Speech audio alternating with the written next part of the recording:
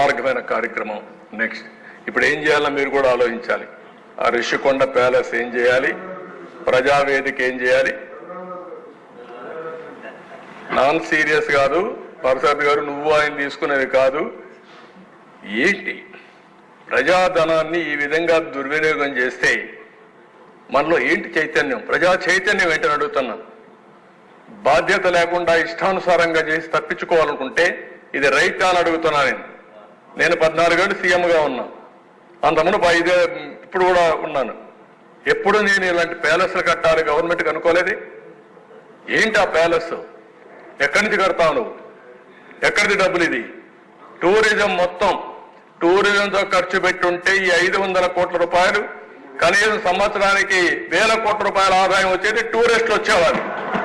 అలాంటిది నీ యొక్క విలాసవంతం కోసం, నీ పైశాచిక ఆనందం కోసం 500 కోట్ల రూపాయలు తగిలేస్తారా? మీరు బాధ్యత ఉందా మీకు?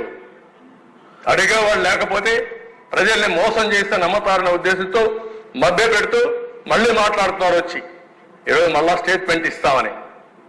నేను చాలా స్పష్టంగా అడిగాను. 36 మందిని చంపేశారని చెప్పారు. 36 పేర్లు ఇమ్మన్నాం. ఏ పేర్లో ఇమ్మని వారం నుంచి అడుగుతున్నాం. సిగ్గుంటే ఇవ్వాలి కదండి. ఉంటే కాదు అంటే లెక్కలేనితనం. ప్రజా జీవితం అంటే ఏం చెప్పినా నమ్మతారు. ఒక చెత్త పేపర్ పెట్టుకున్నా ఆ పేపర్ నేను రాసుకుంటా, నేను నమ్మిస్తా. చెప్పిన తప్పే చెప్పకుండా చెప్తే అబద్ధాలు చెప్తా ఉంటే నమ్మి మోసపోతారనే ఉద్దేశం ఉంది. అది నమ్మకుండా ఉండాలంటే మనం కూడా బాధ్యతగా ప్రజా చైతన్యం తీసుకొస్తే ఇలాంటి సమస్యలకు ఒకే విరుగుడు, అది ప్రజా చైతన్యం అని చెప్పి కూడా నేను మీ అందరికీ తెలియజేస్తున్నాను.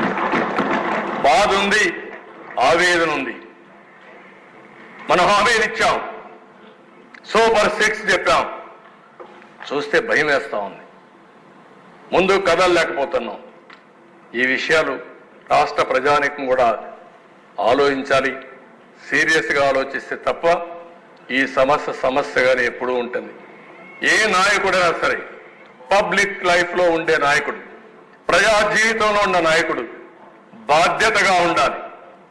మనం ట్రస్టీస్ మాత్రమే, పెత్తందారులు కాదు. ఇష్టానుసారంగా దుర్వినియోగం చేయడం, విలాసవంతంగా ఎంజాయ్ చేయడం, లేకుంటే ఇష్టం వచ్చేట్టు చేయడం, తద్వారా ప్రజలకు అన్యాయం చేయడం కరెక్ట్ కాదు. అదే జరిగింది 5 సంవత్సరాల్లో. ఆ విషయాలే ప్రజలకు మనం చెప్పాల్సిన అవసరం ఉంది. అదే సమయంలో నెక్స్ట్ ఈరోజు మనం గుర్తుపెట్టుకోవాలి, ఇవన్నీ జరిగాయి కాబట్టి ప్రజల్లో విపరీతమైన రియాక్షన్ వచ్చింది. ముఖ్యమంత్రి వర్యులు గారు చెప్పిన వివరాలేమి మళ్ళీ నేను తిరిగి చెప్పదలుచుకోలేదు. అందరిలాగా నేను కేవలం కొన్ని సూచనలే చేస్తాను. ముఖ్యంగా గతంలో 18-19 సంవత్సరంలో పెట్రోలియం ప్రోడక్ట్స్ మీద మన రాష్ట్ర ప్రభుత్వ ఆదాయం 21,914 కోట్లు. అప్పుడు తెలంగాణలో 20,300 కోట్లు మాత్రమే. అదే 23-24లో మన ఆదాయం 18,475 కోట్లకు పడిపోతే తెలంగాణలో అదే పెట్రోలియం ప్రోడక్ట్స్ మీద ఆదాయం 29,989 కోట్లకు పెరిగింది. అంటే మనకే వారికి 23-24లో వ్యత్యాసం సుమారు 10,000 కోట్లకు పెరిగింది.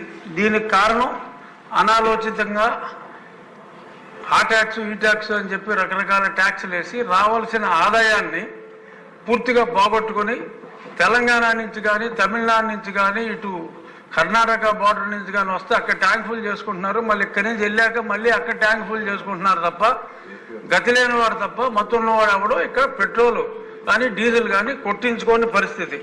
సో ఇటువంటి అనామలీస్ని గౌరవనీయులైన ముఖ్యమంత్రి గారు సరిచేయవలసినవి ఇంకొన్ని ఉన్నాయి.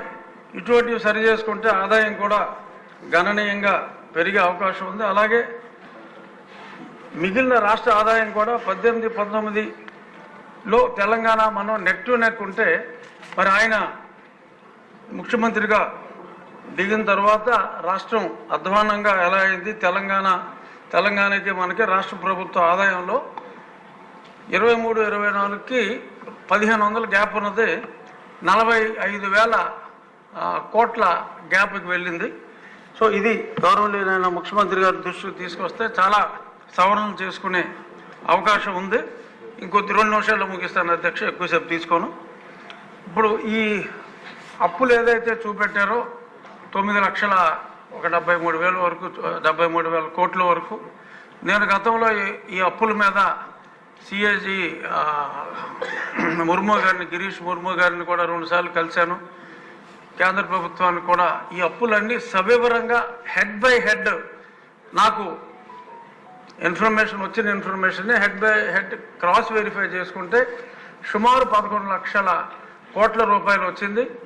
మరి ఇప్పుడు అది 9,73,000 అంటే డెఫినెట్గా గవర్నమెంట్ ముఖ్యమంత్రి గారు చెప్పినట్టు తవ్వి కొద్దీ ఇంకా వస్తున్నాయన్నారు. ఇంకా కనీసం 1,25,000 కోట్ల వరకు మీరు తప్పకుండా తవ్వవలసిన అవసరం ఉందని నేను పెద్దలకు తెలియజేస్తున్నా. ఎటువంటి అనుమానం లేదు. కాంట్రాక్టర్ల బాకీలు ఇవన్నీ 1,25,000 వరకు చూపెట్టారు. 1,13,000 కోట్లు, సుమారు 1,75,000 కోట్ల వరకు ఖచ్చితంగా ఉంది. ఈ రాకపోవడానికి కారణం ఏంటంటే గత ప్రభుత్వంలో ఏ అధికారులు అయితే ఉన్నారో ఆ అధికారులను ఇంకా కంటిన్యూ చేసి వాళ్ళనే ఇన్ఫర్మేషన్ ఇవ్వమంటే వాళ్ళ మొహమాటంగా కొంచెం ఇంకొంచెం ఉండడం చూడంటే ఇంకొంచెం అలా ఇవ్వడం జరుగుతుంది. ఎంతోమంది ఫైనాన్స్లో ఉన్న అధికారులు ఉన్నారు, అదే డిపార్ట్మెంట్లో ఉంటారు, వాళ్ళని పక్కకు పంపించేశారు. వాళ్ళని పిలిపించే ఇన్ఫర్మేషన్ తెచ్చుకుంటే ముఖ్యమంత్రి గారికి 3-4 రోజుల్లో అంత ఇన్ఫర్మేషన్ వస్తుంది. అలాగే ఇన్నోవేటివ్ సజెషన్స్ ఏమన్నా ఉంటే ఈ రోడ్ల గురించి చూచాయిగా చెప్పారు. ఇంకా కొన్ని సలహాలు మరి నాకు కూడా ముఖ్యమంత్రి గారు సమయం ఇస్తే 15,000 కోట్ల ఆదాయం మన రాష్ట్రానికి వచ్చే ఉపాయం ఉంది. ఆయన సమయం ఇస్తే ఆయనకు అది కూడా చెప్తాను అధ్యక్ష. ఇక అన్ని విషయాల మీద మనం ఒక డీటెయిల్ చర్చ పెట్టుకుందామని ప్రతిదానికి అనుకుంటున్నాం. కానీ సభా సమయం మనం 10 దినాలు పెంచుకోకపోతే అవి మనం మాట్లాడుకుంటాం కష్టమవుతుంది అధ్యక్ష, మాటలకే పరిమితం అవుతుంది. కాబట్టి తమరు సభా సమయాన్ని ఈసారి కాకపోయినా వచ్చేసారైనా డిస్కషన్కి ఎక్కువ అవకాశం ఉండేలాగా పెంచమని మనస్ఫూర్తిగా కోరుకుంటూ ధన్యవాదాలు. బుచ్చి చౌదరి గారు.